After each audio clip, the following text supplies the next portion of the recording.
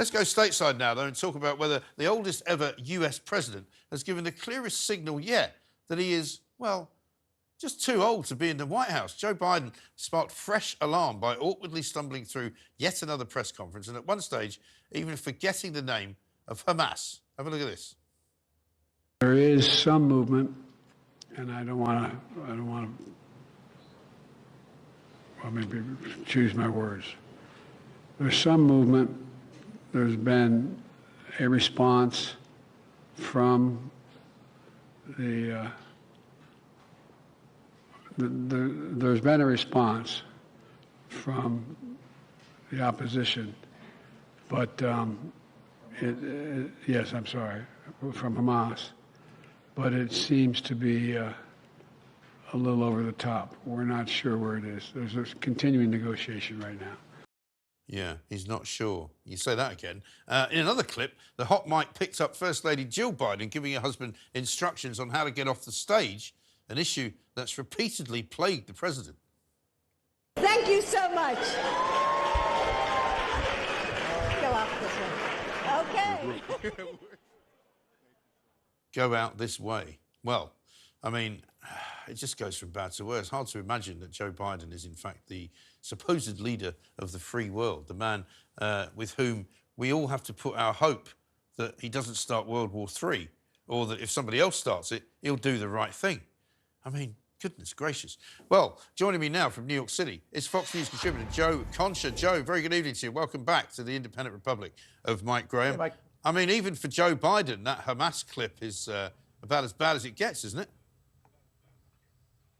Mike, apparently rock bottom has a basement. I mean, this was so painful to watch. It's kind of like, you ever try to download a video on your phone, but you're in a place that has bad internet, so then it just keeps pinwheeling and saying buffering, buffering. That was like watching the president's brain in action, trying to remember the name of a terror organization that carried out the most hideous, deadly, horrific attack on Jews since the Holocaust. Yeah. It's not like he's trying to remember some obscure terror group out of Africa. This is Hamas, who's been front and center for the past 127 days since this war began. And the president, the commander-in-chief of the United States, can't remember it. And if this is a one-off, then you say, okay, it happens. Sometimes things escape from our brain that we should know off the top of our head. But this happens on a daily basis. And Mike, this is a president who has taken more than 40% of his presidency on vacation. If you want to be a crossing guard or if you want to work at the local Quickie Mart, go right ahead. That's fine. But this is the leader of the free world. It's a full-time job. And if he thinks that the American people are comfortable with him doing this, not just for the next year, but for the next 5 years,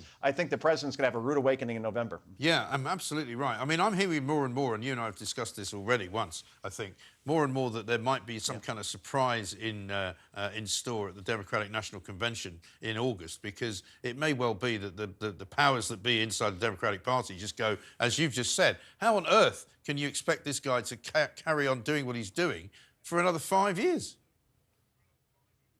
Well, precisely. And the polls show this, right? Democrats can read polls. And NBC just had one out earlier this week showing that 76% of American voters don't think that Joe Biden has the mental or physical prowess to do this job now. What about 2028 when he's 86 years old? Even a majority of Democrats are thinking that way. But at this point, it's obviously too late to get somebody to challenge him as far as the primary. So the party that says they're going to save democracy from Donald Trump will be the most anti-democratic body we will ever see if they decide to go to the convention in Chicago in July and then pull a fast one by saying, all right, Joe Biden, say you have a health problem, take a seat, and we're going to install Michelle Obama or Gavin Newsom or Gretchen Whitmer, the governor of Michigan, in his place without voters having any say in it whatsoever. But I wouldn't put it past the Democratic Party at this point because they're about winning and nothing else. Screw democracy, screw voting. They want the White House again. Right. And, of course, the other thing they've started doing, and I've noticed this by listening to some of the kind of the former Obama speechwriters, the former, Clinton people, all of the people who get wheeled out, to give their opinion on what's going on in the United States of America over here. And they're all saying things like, well, Donald Trump's also fading a little bit. He's also 77 years old. He's nearly as old as Joe Biden. He's starting to make mistakes. He's started talking about winning 3 times in New Hampshire. He's just as cognitively challenged as Joe Biden. absolute rubbish, right? It's not true. Well, they take everything out of context with Trump, too, right? When Trump said that he won 3 times in New Hampshire, he was speaking in the context of the Republican primary because he just won a Republican primary that night. And of course, they say, no, see, he's losing it. He lost in 2020 in New Hampshire. He was talking about the primaries, you morons. So that's what's going on at this point. It's not about the number, by the way. 81 is 81. My dad's 81, and he's as sharp as ever. He kicks my butt in Jeopardy every time I play him. But it's not about the number. It's about how you're aging. And Donald Trump still shows a tremendous amount of vigor. He's completely coherent. He's coherent in his arguments. He may fumble a name once in a while, but not nearly a fraction of the times we see it with the current commander-in-chief and Joe Biden. I mean, I can't remember the last time I saw Joe Biden make any kind of statement which was not an embarrassment in terms of the way he delivered it. And I don't remember really any time in the entire presidency that he's had. And we remember, of course, going back to the campaign days, that he wasn't campaigning either, and he blamed COVID, sort of hid in the basement.